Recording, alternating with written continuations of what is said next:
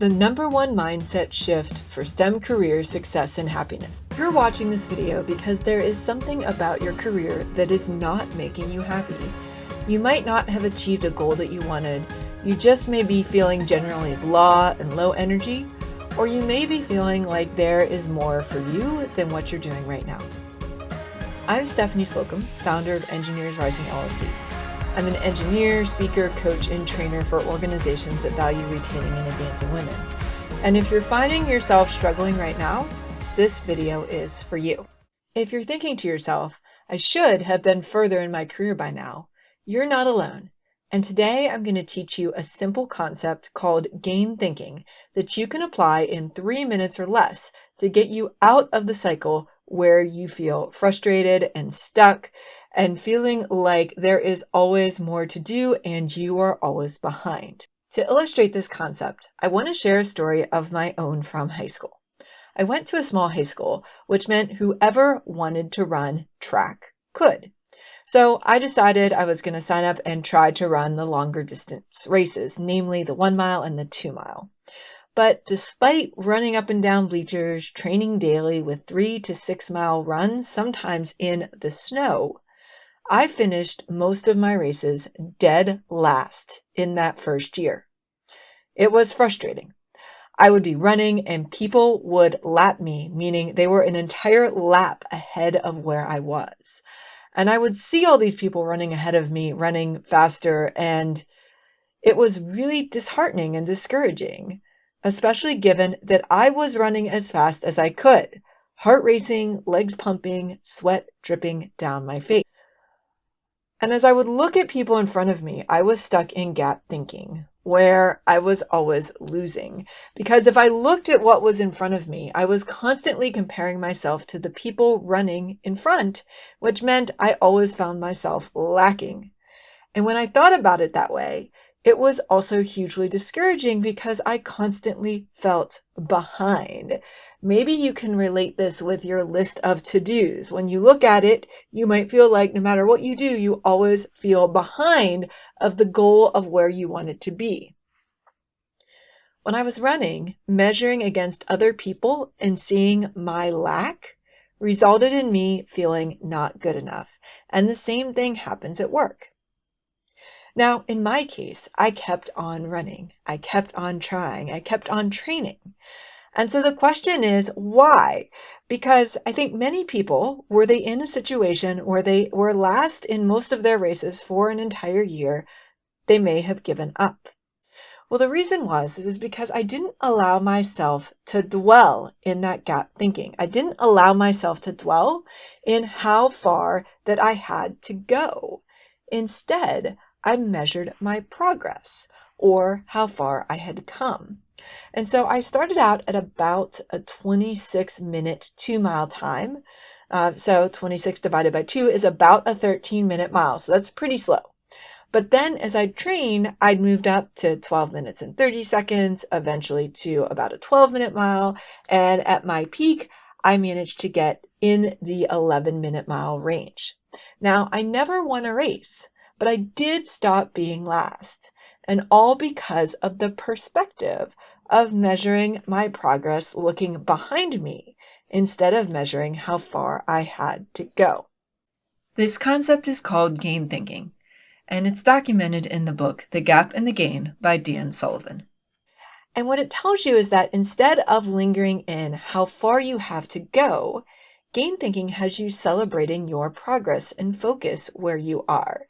And what happens is the confidence you gain from a focus on progress instead of looking at it as there's the goal and here's where I should be at now, which I also refer to as shooting yourself to death.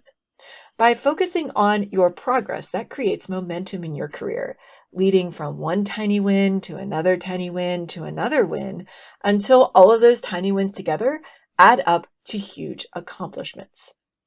That focus on progress also has the bonus of making you happier because you're not constantly comparing yourself to an unreachable ideal. You're not constantly comparing yourself to other people or dwelling in what you don't have instead of how far you have come.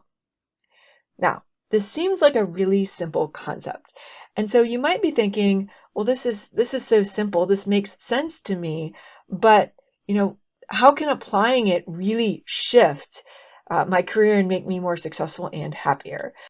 The best way I can help you understand is to share what some clients have said whenever they have applied this particular concept. One example is Raina, who had failed her professional engineering licensure exam several times before we started working together. If you've never heard of that before, this exam and this credential is an essential one if you are working as an engineer within the construction and architecture industry. One of the issues Raina had is she was concerned that being worried about failing it again was going to overwhelm her and keep her from focusing on studying, which meant she wouldn't pass it this time.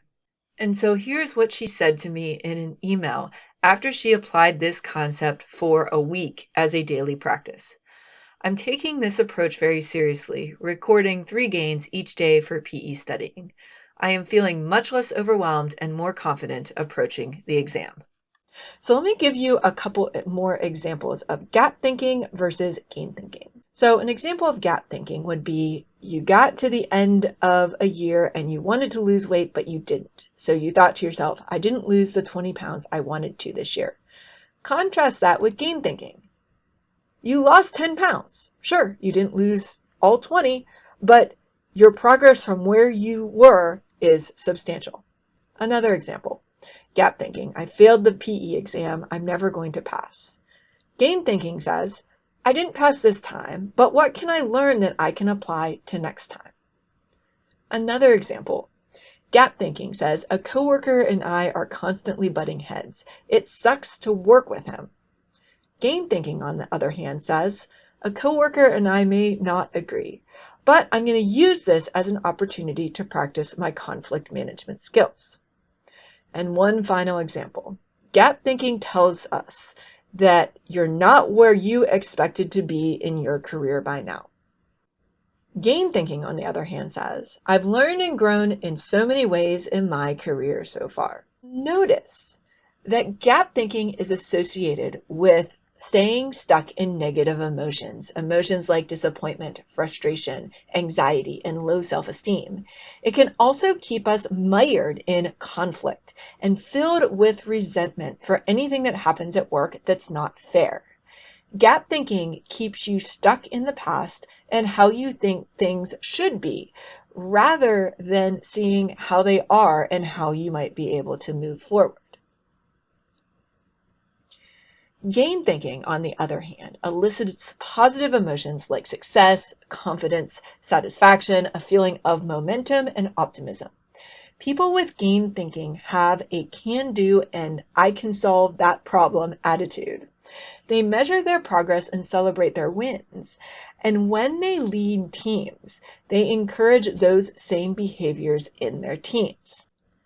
Again, you don't have to take my word for it that this works. Here's what one engineer said about applying this concept as part of her daily journaling practice after she'd had a huge disappointment about not getting a promotion that she thought she deserved. She said, when we started working together, I was full of resentment because someone else got the promotion I wanted. You asked me to start writing down my gains at the end of each day. I was skeptical. Surely something this easy wouldn't help. But after trying it, I can't believe how doing something so simple has made a huge difference. I'm focusing on my progress and where to go from here instead of dwelling in the past. Even my husband said how much less I'm complaining about work. You can take any situation and reframe it from gap into gain thinking. And to start this process, a simple application technique is to get in the habit of recording 3 gains a day. You can write it down in your journal. You can put it in your phone. Some of my clients will create a Google Doc that has a prompt to remind them to put it in. But whatever you do, if you get in this habit, you will find that builds momentum so that you both have more success and are happier in the journey of your STEM career. That wraps it up for the #1 mindset shift for STEM career happiness and success. Let me know in the comments, as you think through your progress, what are some gains you have had today? Let's all inspire each other to write those down. And if you need help, contact me so I can help you and your teams adopt the positive game thinking that leads to more innovation, less stress, burnout, and more revenue for your employers. My contact information is in the description below this video.